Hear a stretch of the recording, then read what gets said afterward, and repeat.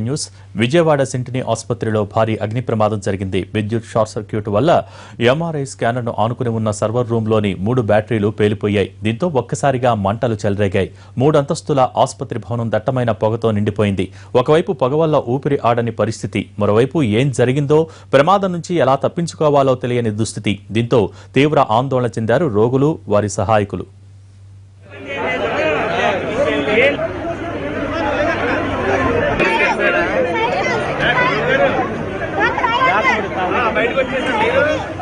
సెంటినీ ఆసుపత్రిలోని ఐసీయూతో పాటు పలు వార్డులకు central air condition సదుపాయం ఉంది. దీంతో 3 అంతస్తుల భవనంలోకి గాలి చొరబడే అవకాశం లేకుండా కిటికీలకు అద్దాలు అమర్చారు.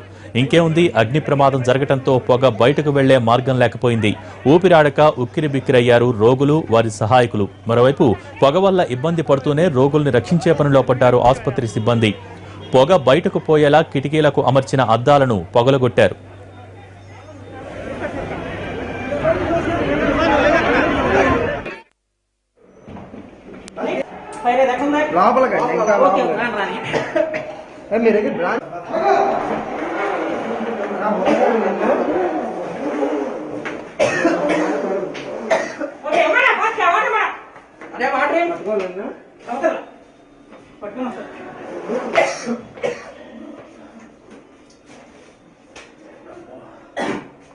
ఎక్కడి నుంచి ఈ రూమ్ అంట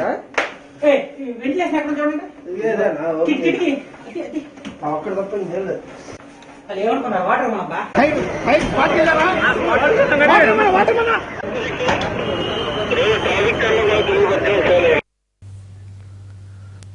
ప్రమాదం జరిగినప్పుడు ఆసుపత్రిలో 200 మందికి పైగా రోగులు ఉన్నట్టు తెలుస్తోంది. అగ్ని ప్రమాదం జరగడంతో హుటాహుటిన రోగులను తరలించే ప్రయత్నం చేశారు ఇంకొందరు సిబ్బంది.